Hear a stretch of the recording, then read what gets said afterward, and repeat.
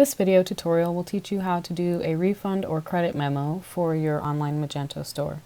The first thing you want to do is log into the back end of your Magento store and go to View Your Orders by Sales Orders.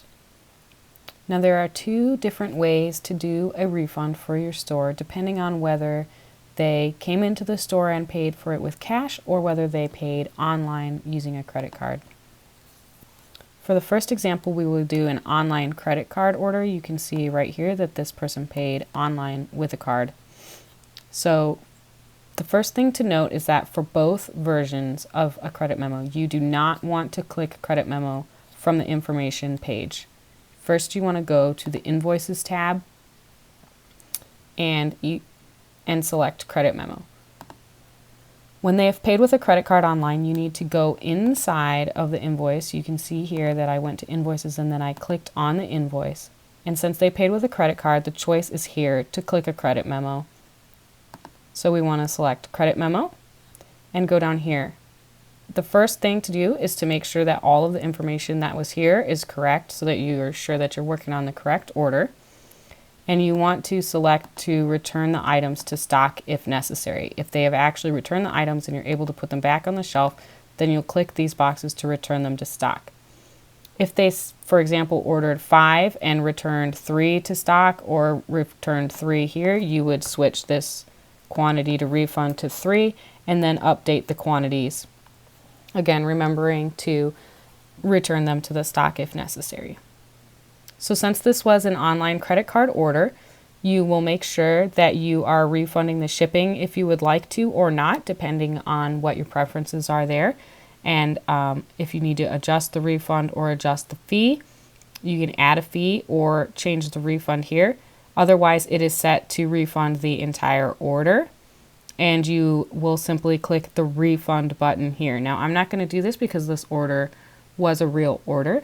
But once you select refund here, it will process the order online and you can log into your authorized or your bank account and it will show you that the refund has taken place. The difference here is that you do not want to choose refund offline or you will have to provide them with cash or a gift card or some other form of payment because it will not process it through your credit card processor. So you will want to use this refund button over here.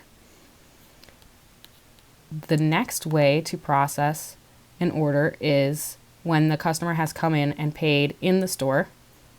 And in this case, you want to, again, not click the credit memo here, instead going to the Invoices tab. And when the customer has come into the store, since you cannot do an online refund, you cannot process the refund from inside the invoice. You need to simply go to the Invoices tab and select credit memo from the top. And again, you want to check and make sure that you're looking at the correct order and that all the items are here and returning items to stock if necessary. Changing the quantity to refund and updating it if necessary. And check the details at the bottom. And then since they came in and paid cash or check, you will see that the only option here is to refund offline, which means that you are going to give them a gift card or their cash back or some other way of payment that will not involve your authorized.net payment portal.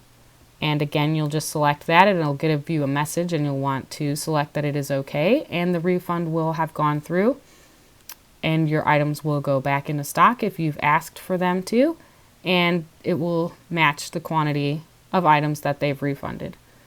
If you have any questions about this, feel free to call or email us. Thank you.